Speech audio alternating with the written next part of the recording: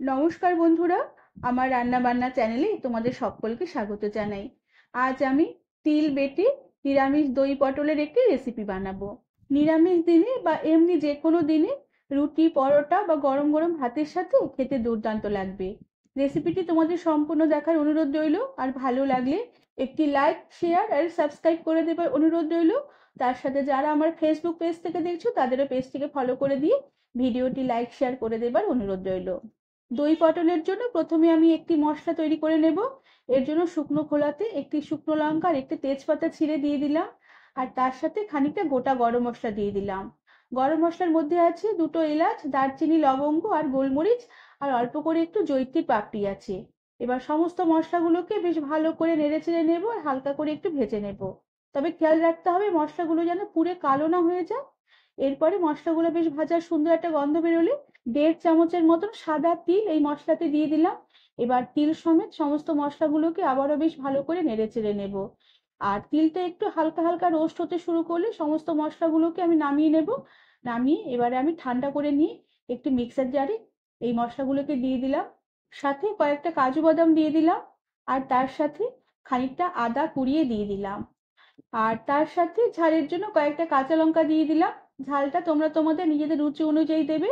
এবার অল্প করে জল দিয়ে সমস্ত মশলাগুলোকে বেশ ভালো করে মসৃণ করে আমি পেস্ট করে নেব। আর এরপরে একটি বাটিতে আমি চায়ের চামচের 3 চামচের মতন টক দই নিয়ে নিলাম। তার সাথে অল্প করে একটু চিনি মিশিয়ে দিলাম, যেহেতু টক দই একটু চিনি দিতে হবে, না হলে তরকারির স্বাদটা টক টক হয়ে যাবে।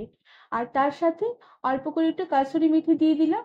এবার সমস্ত দই, চিনি আর কাসুরি মেথির সাথে বেশ ভালো করে ফেটিয়ে নেব, যাতে একটু দই দলা দলা না থাকে। আর বেশ ভালো করে ফেটিয়ে নিয়ে আমি দই আর মশলাগুলোকে এবার রেখে দেবো। এরপরে আমি রান্নাটা শুরু করব। এর জন্য কড়া বেশ ভালো করে গরম করে নেবার পরে কড়াতে পরিমাণ মতন তেল দিয়ে দিলাম। আর তেলও বেশ ভালো করে গরম করে নিয়ে কড়ার গায়ে বেশ ভালো করে তেল ছড়িয়ে দেবার পরে আমি পটল আর আলু আগে কেটে রেখেছিলাম। এবার কেটে রাখা আলু আর পটল একসাথে তেলে দিয়ে দিলাম। এবার আলু পটল তেলের মধ্যে কিছুক্ষণ একটু নেড়ে চেড়ে নেব। এরপরে আলু পটলে অল্প পরিমাণে একটু নুন দিয়ে দিলাম আর সামান্য পরিমাণে অল্পই একটু হলুদ গুঁড়ো দিয়ে দিলাম। এবার নুন হলুদ দিয়ে আলু পটলগুলোকে বেশ ভালো করে ভেজে নেব, যতক্ষণ না আলু পটল বেশ ভালোভাবে লাল লাল হয়ে ভাজা হয়ে আসে। বেশ কিছুক্ষণ আলু পটল বেশ ভালো করে লাল লাল করে ভেজে নেবার পরে আলু পটলগুলোকে এবার বেশ ভালো করে তেল ছেঁকে কড়া থেকে উঠিয়ে রেখে দিলাম। সমস্ত ভাজা আলু পটল কড়া থেকে উঠিয়ে নেবার পরে কড়াতে যে অল্প করে তেল আছে ওই তেলেই আমি সামান্য পরিমাণে আবার একটু ঘি মিশিয়ে দিলাম। এতে যে রান্নাটা করব, এই রান্নাটার স্বাদ বেশ ভালো হবে। ঘি তেলের মধ্যে বেশ ভালোভাবে মিশে গেলে এবার আমি এতে অল্প করে একটু গোটা জিরে ফোড়ন দিলাম। আর তার সাথে অল্প খানিকটা কাসুরি মেথি ফোড়ন দিলাম। এবার ফোড়নটাকে একটু নেড়ে চেড়ে নেব। ফোড়নের খুব সুন্দর একটা সুগন্ধ বেরোলে প্রথমে বেটে রাখা মশলাগুলোকে আমি দিয়ে দিলাম। সাথে মশলার বাটি ধুয়ে সামান্য পরিমাণে জল দিয়ে দিলাম। সাথে দিয়ে দিলাম পরিমাণ মতো নুন আর তার সাথে পরিমাণ মতন হলুদ গুঁড়ো। আর তার সাথে অল্প করে একটু কাশ্মীরি লঙ্কার গুঁড়ো দিলাম। এটা অপশনাল, দিলেও হবে না দিলেও হবে। দিলে তরকারির কালারটা বেশ ভালো হবে। আর তার সাথে অল্প পরিমাণে ঝাল লঙ্কার গুঁড়ো দিলাম। তবে এই ঝাল লঙ্কার গুঁড়োটা তোমরা তোমাদের নিজেদের রুচি অনুযায়ী দেবে। আর এবার সমস্ত মশলাগুলোকে বেশ ভালো করে নেড়েচেড়ে কষিয়ে নেব, যতক্ষণ না মশলার জল শুকিয়ে গিয়ে মশলা থেকে বেশ ভালোভাবে তেল সেপারেট হয়ে আসে। মশলা থেকে বেশ ভালোভাবে তেল ছেড়ে এলে এবার যে দই ফেটিয়ে রেখেছিলাম, গ্যাসের আঁচ আঁচ একদম কমিয়ে দিয়ে সে ফ্যাটানো দই দিয়ে দিলাম। এবার ফ্যাটানো দই বেশ ভালো করে মশলার সাথে নেড়ে চেড়ে নেব। আর আবারও বেশ ভালো করে কিছুক্ষণ দই আর মশলা একসাথে কষিয়ে নেব। কিছুক্ষণ কম আছে দই মশলা বেশ ভালো করে নেড়ে চেড়ে নেবার পরে দই মশলা বেশ ভালোভাবে মিশে গেলে এবার গ্যাসের আঁচ বাড়িয়ে দিয়ে বেশ ভালো করে দইয়ের সাথে মশলা আবারও কষিয়ে নেব, যতক্ষণ না দইয়ের জল শুকিয়ে গিয়ে মশলা থেকে আবারও বেশ ভালো করে তেল সেপারেট হয়ে আসে। বেশ কিছুক্ষণ মশলা কষিয়ে নিয়েছি, মশলা থেকে আবারও বেশ তেল সেপারেট হয়ে এসেছে। আর কষানো মশলার খুব সুন্দর একটা কালার চলে এসেছে। এবার আমি ভেজে রাখা আলু পটলগুলোকে মশলাতে দিয়ে দিলাম। এবার আলু পটল মশলার সাথে আবারও বেশ ভালো করে নেড়েচেড়ে কিছুক্ষণ কষিয়ে নেব। আর একটু গ্যাসের আঁচ কমিয়ে দিয়ে আবারও কিছুক্ষণ ঢাকা দিয়ে রেখে আলু পটল মশলার সাথে নেড়েচেড়ে কষিয়ে নেব। এতে আলু পটলগুলো বেশ ভালোভাবে মজে আসবে। আর মশলার ফ্লেভারগুলো আলু পটলের মধ্যে বেশ ভালোভাবে ঢুকে যাবে। আর তরকারিটা খেতেও বেশ ভালো লাগবে। আর এভাবে বারে বারে ঢাকা দিয়ে ঢাকা খুলে তরকারিটা বেশ ভালো করে নেড়েচেড়ে কষিয়ে নিতে হবে। তবে খেয়াল রাখতে হবে তরকারির তলায় যেন ধরে না যায়, যেহেতু কাজু বাদাম বাটা দেওয়া আছে। বারে বারে নেড়েচেড়ে না দিলে কড়ার তলাতেই ধরে যেতে পারে।